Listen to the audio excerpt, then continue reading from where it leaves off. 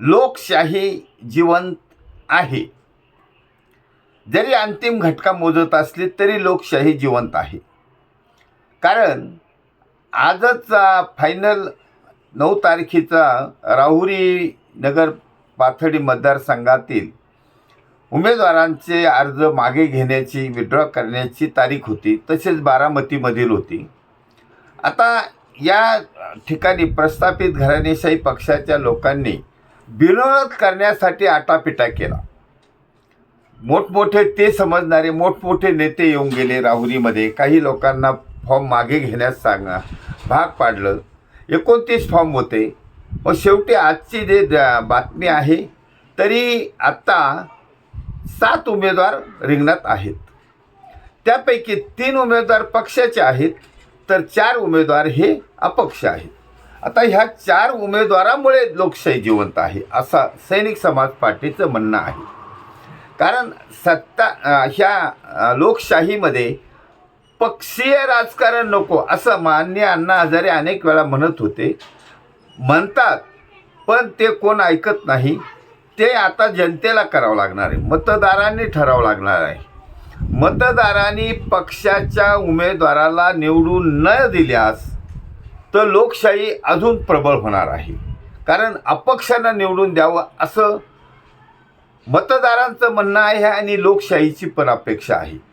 सैनिक समाज पार्टीमार्फत हेच अपक्षांना पुरस्कृत करण्याचा इरादा आहे. आता 4 अपक्ष उभे आहेत. त्यांच्या दृष्टीने काही प्रस्थापित घराणेशाही पक्षाचे ते समजतात ते मोठे नेते आले, बिनविरोधचा प्रयत्न केला, झालं नाही. परंतु तरी फॉर्म राहिले म्हणजे अजूनही त्यांचा दबदबा नाही. आणि मोठे नेते म्हणजे काही ते ट्रक भरून मतदाराला घेऊन आले होते का? अजिबात नाही. त्यांचा बिनविरोधचा डाव फेल गेला.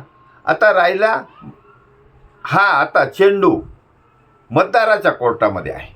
मतदाराने ठरवायचं आहे की प्रस्थापित घराणेशाही पक्षाच्या उमेदवाराला हरवायचं आहे तर अजून लोकशाही प्रबळ होणार आहे. कारण यामध्ये अपक्षांना जर निवडून दिलं तर लोकशाही जिवंत राहील अशी अपेक्षा सैनिक समाज पार्टीची अपेक्षा आहे. सैनिक समाज पार्टी हे राजकीय पक्ष जरी असेल तर राजकीय पक्षाच्या निवडणुकीमध्ये हे दबदबा जे आहे प्रस्थापित घराणेशाही पक्षाचा उमेदवाराचा त्यांना हटवण्यासाठी ही लोकशाही आहे.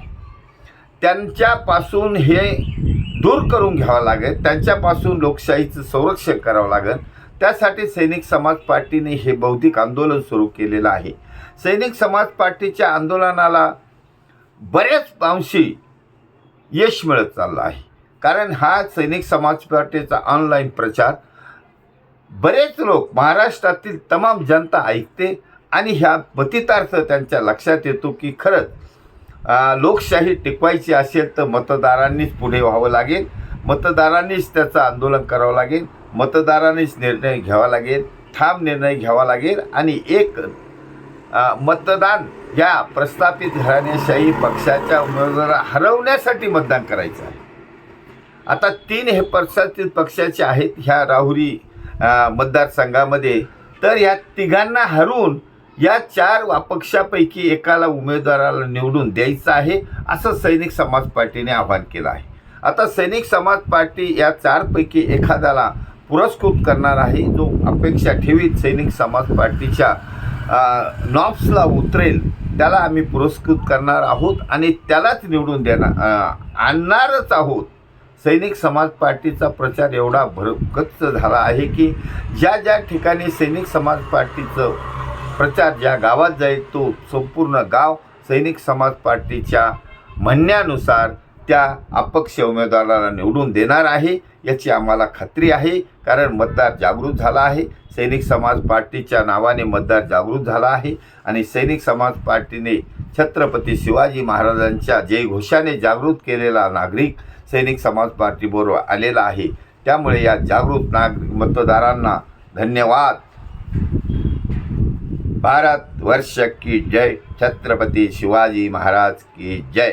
सैनिक समाज पार्टीचा विजय असो.